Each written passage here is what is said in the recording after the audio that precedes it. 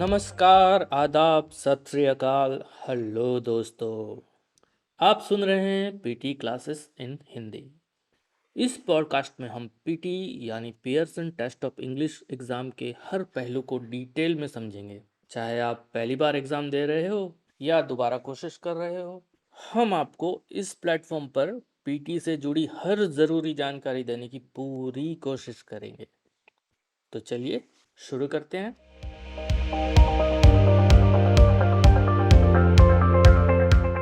सबसे पहले बात करते हैं स्पीकिंग एंड राइटिंग सेक्शन की। इस सेक्शन में आपको अलग अलग तरह के कई टास्क मिलते हैं। पहला टास्क होता है पर्सनल इंट्रोडक्शन, जहां आपको अपने बारे में कुछ बताना होता है, यानी कि आपको अपना संक्षिप्त परिचय देना होता है। यह आपकी स्कोरिंग में तो कोई इजाफा नहीं करता है, मगर हाँ, प्रैक्टिस के लिए काफ़ी अच्छा है। उसके बाद बारी आती है रीड अलाउड टास्क की। इस टास्क में आपको दिए गए टेक्स्ट को जोर से पढ़ना होता है। इसके अलावा रिपीट सेंटेंस, डिस्क्राइब इमेज और रीटेल लेक्चर जैसे टास्क भी होते हैं, जो आपकी स्पेलिंग स्किल्स को टेस्ट करते हैं। राइटिंग सेक्शन में आपको summarise written text and write ऐसे जैसे टास्क मिलते हैं। चलिए आगे बढ़ते हैं रीडिंग सेक्शन की ओर।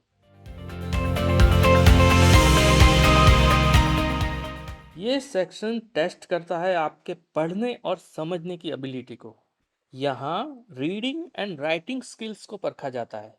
इसमें multiple choice questions, reorder paragraphs और फिल इन द ब्लैंक्स जैसे टास्क होते हैं। हर टास्क आपको चैलेंज करता है अलग तरीके से, जैसे कि वर्ड्स की करेक्ट ऑर्डर को प्रॉपर करना या फिर मिसिंग वर्ड्स को सही प्लेस पर फिल करके कंप्लीट करना। चलिए फिर और आगे बढ़ते हैं लिसनिंग सेक्शन की तरफ। लिसनिंग सेक्शन में आपको वेरियस टाइप के टास्क मिलते हैं, जैसे कि summarise spoken text, multiple choice questions, fill in the blanks और राइट फ्रॉम डिक्टेशन। इस सेक्शन में दो चीज़ों पर गौर किया जाता है। एक तो आपकी लिसनिंग स्किल्स को टेस्ट किया जाता है, और ये भी देखा जाता है आप स्पोकन इंग्लिश को कैसे समझते और इंटरप्रेट करते हैं। अब हम बात करते हैं एग्जाम फॉर्मेट और स्कोरिंग की।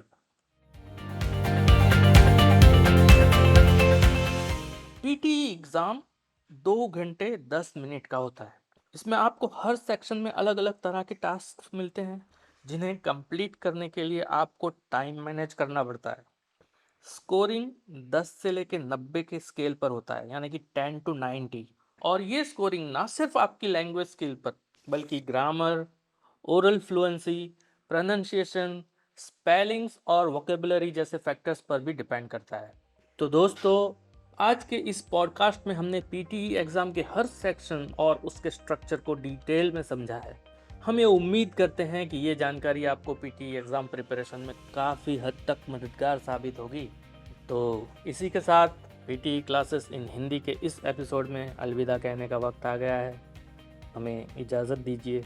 बने रहिए आने वाले एपिसोड्स में, जिसमें हम पीटीई एग्ज़ाम रिलेटेड और भी इम्पोर्टेंट टॉपिक्स कवर करेंगे।